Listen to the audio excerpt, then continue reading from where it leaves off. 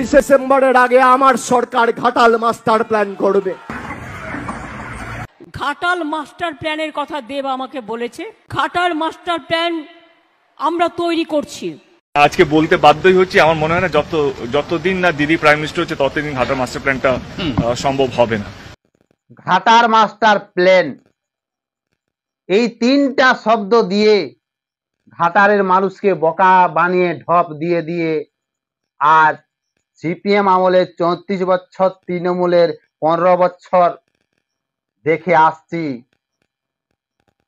আর ঘাটালের মানুষ হাবুডুবু খাচ্ছে জলে।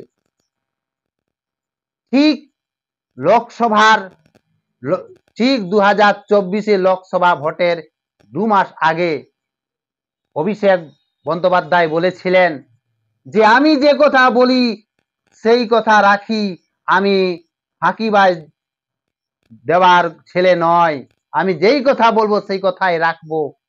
ঘাটাল মাস্টার প্ল্যান এইবার হবে, এমনি কিন্তু ঢপ দিয়েছে অভিষেক বন্দ্যোপাধ্যায়। শুনুন, এই বছরে 31 ডিসেম্বরের আগে আমার সরকার ঘাটাল মাস্টার প্ল্যান করবে। মমতা বন্দ্যোপাধ্যায় আরামবাগ থেকে দেবকে পাশে নিয়ে ঘোষণা করে যে 1 মাস সময় দিলাম, যদি এপ্রিলের মধ্যে নির্বাচন ঘোষণা হওয়ার আগে বা এপ্রিলের 30 তারিখের মধ্যে কেন্দ্র সরকারের তরফ থেকে কোনো সদুত্তর না পাই, তাহলে কারোর দয়া দাক্ষিণ্যে আমরা বেঁচে নেই। 1300 কোটি, 1400 কোটি, 1500 কোটি যা লাগুক আমাদের মামাটি মানুষের সরকার দেবে। আর আগামী নির্বাচন ঘাটালের মাটিতে ঘাটালের মাস্টার প্ল্যানকে সামনে রেখে হবে। এটাই তৃণমূল কংগ্রেসের গ্যারেন্টি। এই রকম দীর্ঘদিন ধরে প্রতিশ্রুতি দিচ্ছে, ঠিক ভোটের আগে ঢপ দিচ্ছে, আর এই বাঙালিকে ভোটটা নিচ্ছে, তারপরে চুপ। এটা আজ নয়, দীর্ঘ 49 বছর ধরে আসছে। আর বাংলার মানুষ বর্ষার সময় এলো, তাদের ঘর বাড়ি, তাদের হাঁস মুরগি ভেসে যাচ্ছে। ঠিক মমতা ব্যানার্জি কি বলেছিল শুনুন। এবার চন্দ্রকোনা ঘাটাল, আমি যদি না বলি দেব আমার সাথে ঝগড়া করবে। ঘাটাল মাস্টার প্ল্যানের কথা দেব আমাকে বলেছে। আমি ইতিমধ্যেই আলোচনা করে নিয়েছি আমার চিফ সেক্রেটারি এবং প্রভাত মিশ্র আমাদের ইরিগেশন সেক্রেটারির সাথে। আগেও কপালেশ্বর কেলেঘাই আমরা মিদনাপুরে করে দিয়েছি, ফলে মেদিনীপুরের অনেক মানুষ বন্যা কবলিতের হাত থেকে বেঁচেছেন। ঘাটাল মাস্টার প্ল্যান আমরা তৈরি করছি।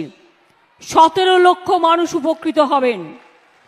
কেন্দ্রীয় সরকার ক্লিয়ারেন্স দিচ্ছে না বলে প্রজেক্টগুলো করা যায়নি, কিন্তু দেব যখন আমার কাছে আবদার করেছে, দিদি ভাইকে তো ফেরাতে পারে না, তাই কেন্দ্রের ওপর আর আমরা বসে না থেকে কবে দিল্লি দেবে, তারপরে হবে, কবে কোকিল ডাকবে, তবে বসন্তকাল আসবে, তা চিন্তা না করে আমি ইনস্ট্রাকশন দিচ্ছি, বিশেষ করে আমার প্রভাত মিশ্র এবং গোপালিকা আছে আমার চিফ সেক্রেটারি, তাদের কাছে পরিকল্পনা তৈরি করে এটা যাতে আমরা 3-4 বছরের মধ্যে আমরা করে ফেলতে পারি, তার জন্য। ঘাটাল মাস্টার প্ল্যান, এই 3 শব্দ দিয়েই বাঙালিকে বোকা বানাচ্ছে, টুপি পরাচ্ছে, আর ভোটটা নিয়ে চলে যাচ্ছে। ভোটের সময় ঢপ দেবে, তারপরে ভোটের পরে নেচাল গায়ে আর দেখা যাবে না তাকে। ভোটের পরে আর দেখা যাবে না ঘাটাল কি হচ্ছে কি না হচ্ছে, ঘাটাল হাবুডুবু খাচ্ছে। তবু কিন্তু ঘাটালের মানুষরা দেবকেই ভোট দেবে, কেননা সিনেমার হিরো ভোটের 2 মাস আগে দেখতে পাবো বিনা পয়সায়। এই বর্ষা এলো, ঘাটালের মানুষ ভেসে যাচ্ছে, ঘাটালের ঘর বাড়ি মানুষ ভাসছে, হাঁস মুরগি ভাসছে।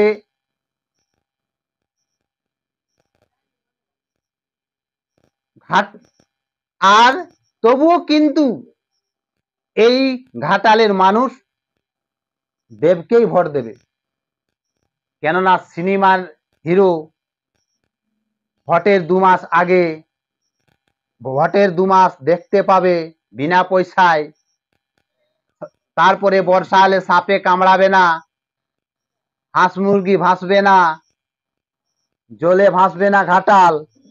ঘাটাল ভেসে যাচ্ছে, হাঁস মুরগি ভেসে যাচ্ছে, তবুও কিন্তু ঘাটালের নারী পুরুষ সকলেই দেবকেই ভোট দেবে।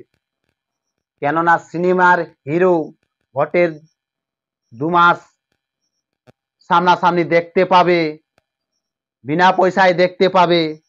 আবার ঘাটালে বর্ষার সময় সাপে কামড়াবে না, জলে ভাসবে না, হাঁস মুরগি ভাসবে না।